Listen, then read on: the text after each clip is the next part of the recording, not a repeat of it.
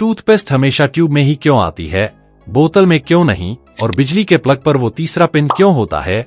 Cold drink की बोतल के नीचे वो उभरे हुए पैर जैसे निशान आखिर क्यों बनाए जाते हैं, जबकि पानी की बोतल का तल सीधा होता है। सिक्कों के किनारों पर कटे हुए डिजाइन क्यों बने होते हैं, और जब आप नया फोन खरीदते हैं तो उसके साथ ट्रांसपेरेंट कवर फ्री में ही क्यों मिलता है। इन डिजाइन्स के बारे में जो आप सोचते हैं वो सच नहीं है, क्योंकि इनके पीछे छिपा साइंस और लॉजिक आपका दिमाग हिला देगा। तो वीडियो को अंत तक जरूर देखना। नंबर 1, सोचो अगर तुम्हें टाइपिंग करनी हो और कीबोर्ड पर सारे अक्षर एकदम सीधी लाइन में ABCD से शुरू होकर Z तक लगे हों, कितना आसान लगता ना। लेकिन सच ये है कि दुनिया का सबसे ज्यादा इस्तेमाल होने वाला कीबोर्ड जानबूझकर थोड़ा उलझा हुआ बनाया गया है, QWERTY। अब दिमाग में सवाल आता है कि आखिर ये QWERTY ही क्यों बना और कब बना। यही है हमारा आज का फैक्ट। ये फैक्ट शुरू होता है 1870 के आसपास, जब दुनिया में पहला टाइपराइटर आया था। शुरुआत में उसमें अक्षर सीधे ABCD के हिसाब से लगे थे, लेकिन एक बड़ी समस्या हो गई। जैसे ही लोग तेज टाइप करने लगे तो जिन लेटर्स की धातु की रोड्स पास थीं, वो टकराकर फंस जाती थीं। इमेजिन करो, तुम तेजी से टाइप कर रहे हो और अचानक मशीन जाम हो जाए। यही दिक्कत बार बार होने लगी। तब एक आदमी आया जिसका नाम था क्रिस्टोफर शोल्स। उसने एक ऐसा जुगाड़ निकाला जिसने पूरी दुनिया का कीबोर्ड बदल दिया। उसने उन अक्षरों को जो सबसे ज्यादा इस्तेमाल होते हैं एक दूसरे से दूर कर दिया, ताकि टाइपिंग थोड़ी धीमी हो जाए और रोड्स कम फंसे। यही से जन्म हुआ QWERTY लेआउट का। ऊपर बाएं कोने के 6 अक्षर QWERTY ने इसका नाम भी तय कर दिया। लेकिन असली खेल अब शुरू हुआ। 1873 में शोल्स ने अपनी डिजाइन रेमिंगटन नाम की कंपनी को बेच दी। रेमिंगटन ने मास प्रोडक्शन शुरू किया और लाखों टाइपराइटर QWERTY लेआउट में बिकने लगे। और जब लोग इसके आदी हो गए तो फिर कोई दूसरा लेआउट पकड़ ही नहीं पाया। बाद में ड्वोरक और कोलमैक जैसे लेआउट्स आए जो QWERTY से तेज और आसान थे, लेकिन दुनिया QWERTY की आदत लगा चुकी थी। यहाँ तक कि आज के स्मार्टफोन्स में भी, जहाँ रोड्स का कोई कॉन्सेप्ट ही नहीं है, वहाँ भी वही QWERTY लेआउट है। यानी ये QWERTY लेआउट किसी साइंटिफिक लॉजिक की वजह से नहीं, बल्कि एक मशीन की लिमिटेशन और इंसानों की आदत की वजह से आज तक टिका हुआ है। सोचो, अगर वो रोड्स कभी फंसती ही नहीं तो आज शायद हम सब ABCD कीबोर्ड पर टाइप कर रहे होते और हमारी टाइपिंग की पूरी दुनिया ही अलग दिखती। नंबर 2, क्या आपने कभी सोचा है कि ज्यादातर सिक्कों के किनारों पर छोटे छोटे डिजाइन या ग्रूव्स बने होते हैं? कभी सीधी लाइंस, कभी जिगजैग या कटे फटे एजेस। ये सिर्फ डेकोरेशन नहीं है, इसके पीछे एक स्ट्रॉन्ग रीजन है। असल में पुराने जमाने में सिक्के सोने चांदी जैसे कीमती धातुओं से बनते थे, और कुछ चालाक लोग, यानी ये, उनमें से थोड़ा थोड़ा मेटल काटकर चोरी कर लेते थे। इससे सिक्के का वजन कम हो जाता और असली वैल्यू घट जाती, लेकिन ये चोरी पकड़ना मुश्किल था। इसी समस्या का आसान समाधान निकला। सिक्कों के किनारों पर डिजाइन या ग्रूव्स बनाए गए। अब अगर किसी ने सिक्के का किनारा काटा तो वो तुरंत दिख जाता और सिक्का कटा हुआ या नकली साबित हो जाता। आज के सिक्के ज्यादातर बेस मेटल्स से बनते हैं, इसलिए चोरी से बचाव की जरूरत नहीं होती। लेकिन फिर भी इन एजेस और डिजाइन्स को रखा जाता है ताकि अलग अलग सिक्कों को टच और फील से आसानी से पहचाना जा सके।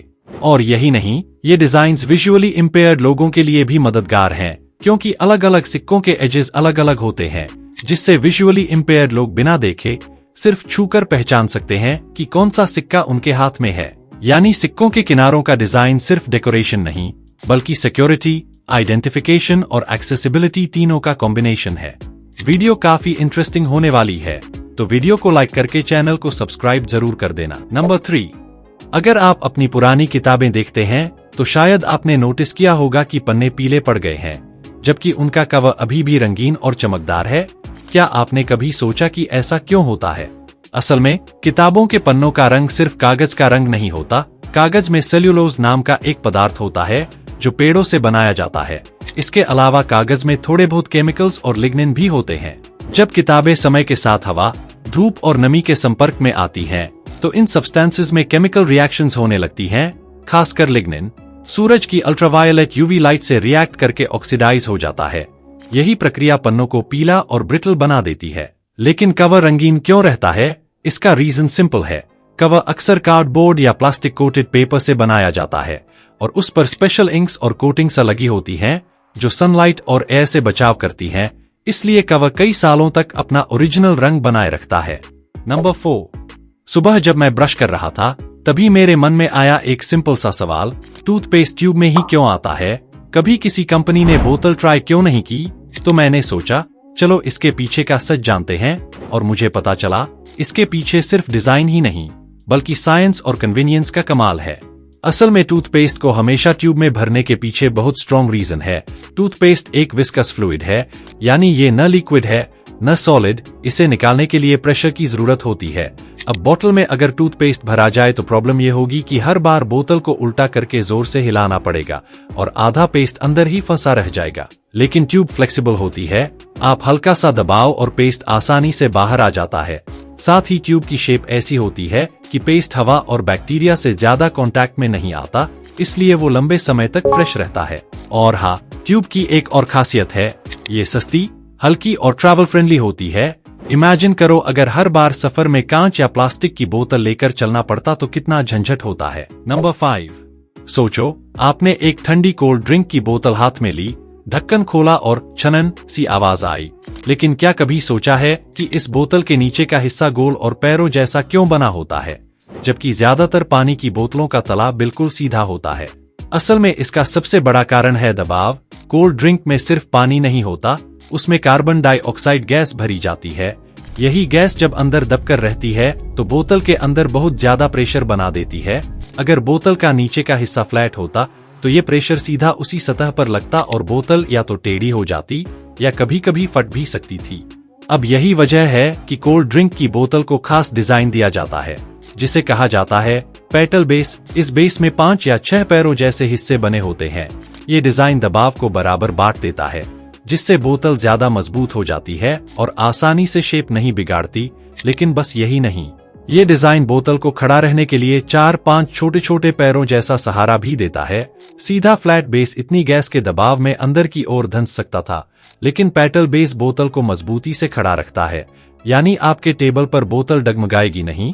और एक फायदा ये भी है कि बोतल के अंदर का लिक्विड जब ठंडा होता है तो थोड़ा सिकुड़ जाता है और जब गर्म होता है तो फैल जाता है।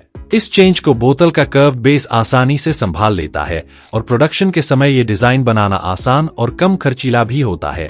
मतलब कंपनी की मैन्युफैक्चरिंग कॉस्ट भी कम और बोतल भी सेफ। अब बात आती है पानी की बोतल की।